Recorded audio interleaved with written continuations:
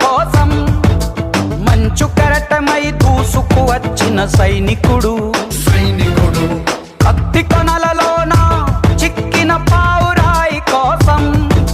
ప్రాణ కవచమై రణముకు వచ్చిన రక్షకుడు గుండె లోతులో తెగిన గాయమై తగువు న్యాయమై వచ్చాడు కంచు కోటలో రాకుమారి పెదవంచులపై చిరునవ్వవుతాడు వీడే